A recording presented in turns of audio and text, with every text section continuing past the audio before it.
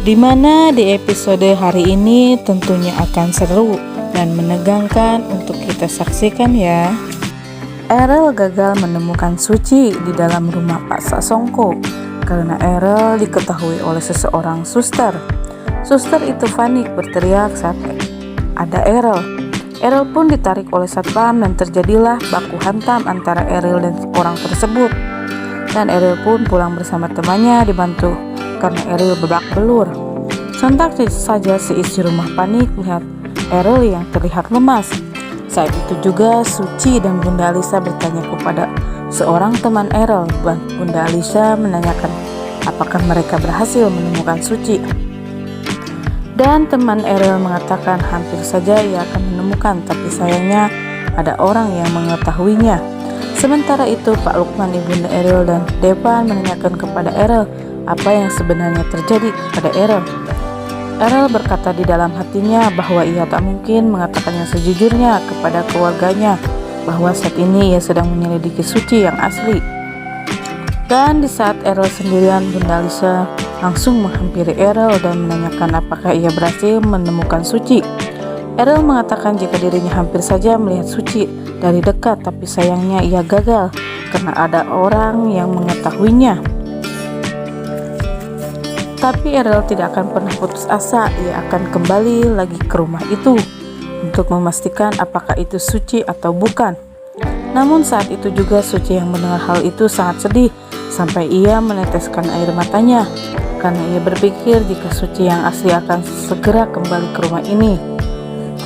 Namun tanpa sengaja Erel melihat Suci atau Rindu pun langsung pergi dengan kesedihannya.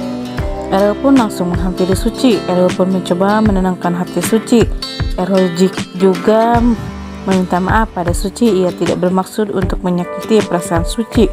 Erel juga mengatakan yang sebenarnya jika dirinya mengetahui bahwa yang ada di depan matanya itu bukanlah istrinya Suci yang sesungguhnya.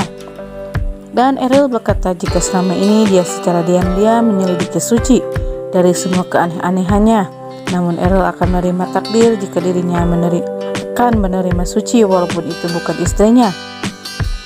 Dan dia juga belajar untuk mencintainya. Sebentar saja Suci atau Rindu pun terkejut mendengar hal itu. Suci semakin sedih karena Erel telah membohongi dirinya dan Erel berpura-pura tidak tahu bahwa Suci di hadapannya bukanlah Suci istrinya. Kenapa Erel menahan dirinya di saat Suci akan pergi? Suci pun tak kuasa menahan air matanya dan ia mengatakan jika hubungan ini harus diakhiri karena ia tak mau harus berlama-lama membohongi semua orang. Erel pun mencoba menenangkan Suci dan Erel bertanya mendesak siapa jati diri Suci yang sesungguhnya. Erel mengatakan apakah dirinya rindu atau kasih ataukah orang lain. Suci pun hanya bisa menangis, tak mungkin ia mengatakan yang sejujurnya karena ia tak mau hubungan Erel dan Depan berantakan dan tak tahu apa yang akan terjadi pada keluarganya.